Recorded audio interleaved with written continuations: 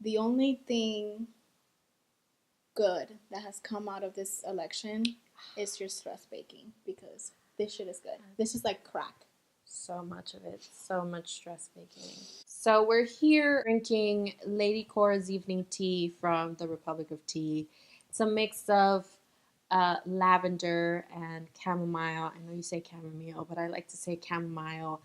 I think it's a good tea to help us calm down and tackle what just happened. Specifically, I think most importantly, in an intersectionally feminist way, because intersectionality is very, very, very important when it comes to this election. So Tuesday, we went out to vote. Was hoping, I don't think it was beyond my wildest dreams that this would be the predicament that we'd be in. But I was hoping that we would have had a very different outcome than we did. Yeah. I think for me, once it hit 9 o'clock and the polls closed in New York, just like a little later, we learned New York went blue. After that, I know it went downhill from there. And I remember we were in constant communication. I couldn't even sleep that night. I think it's important to say, as a feminist channel, people are probably like, oh, you guys are just sour and salty because the woman didn't win. This is a lot bigger than making history with the first woman president. I think if it were a normal fucking election and we had Hillary against somebody who who was competent and also didn't bring out the ugliness that this person brings out.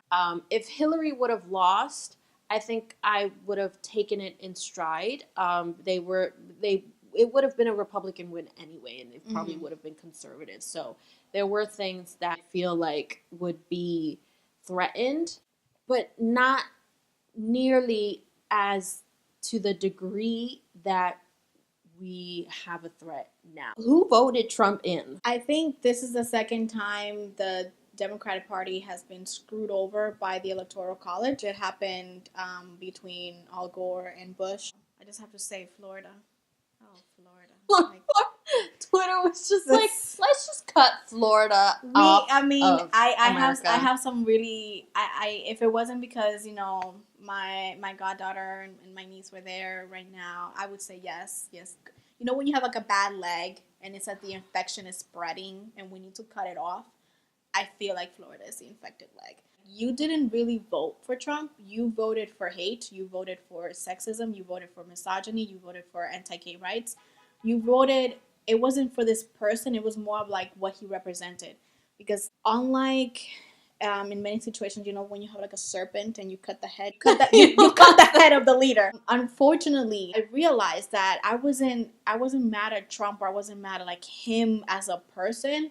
Yeah. I was more angry and a little bit scared, frankly, at the people that were so easily swayed to his opinions, and also the fact that he kind of awoken a hate that was already there. He infected those people that were already like that, and to me it was a shock that so many of them were already in that bandwagon. It's a sleeping giant that was awoken, and I don't know if we're going to go back to it. This is not normal. People are trying to act like this is okay. He was elected. This is your president. You have to respect him. And you know what? No, he is not my president. This election in particular has been a complete joke. It was up until maybe even October, I'm gonna say. It was like joke after joke after joke. It was meme after meme after meme, and it was more about the candidates' personalities than it was about their issue.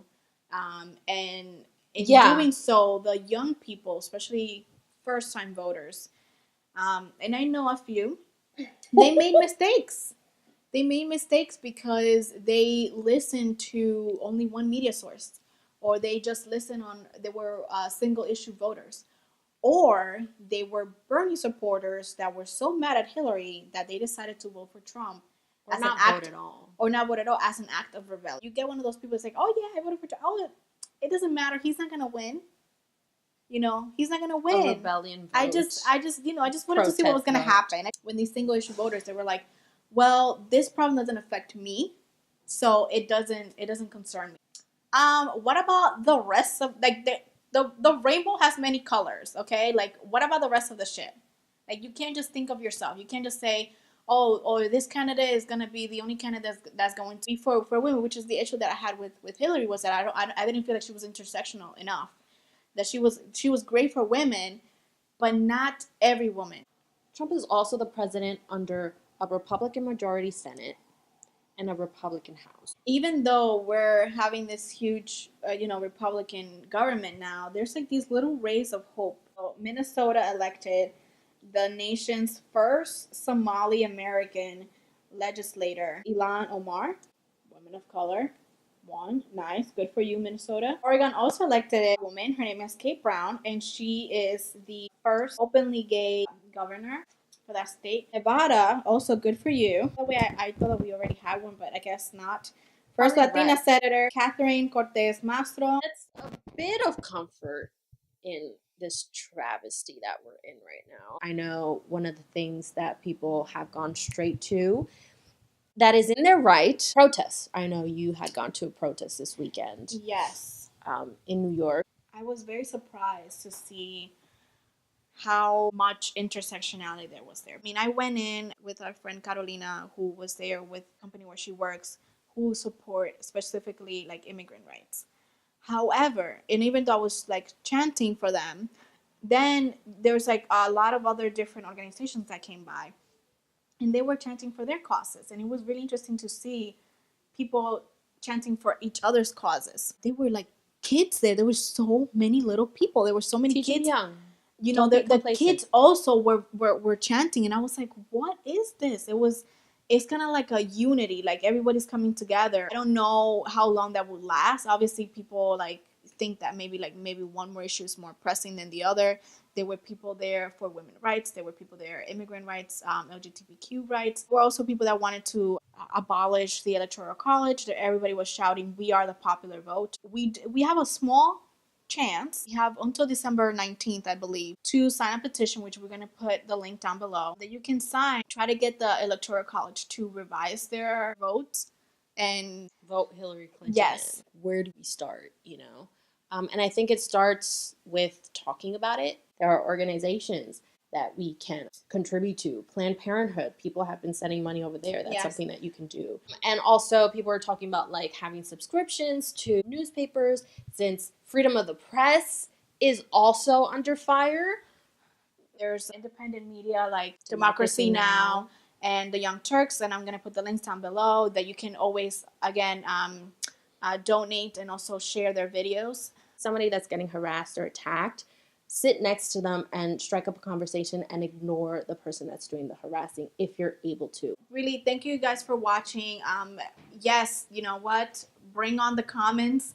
We are ready. We're ready. If you have a question, if you have something that we got wrong or whatever, we are here and we are open to your commentary. Good luck. Stay safe. Thank you for watching. Make sure to share, like, subscribe to the Feminist Tea Party. I am Charlie. And I am Maggie. Gracefully yours. Cheers.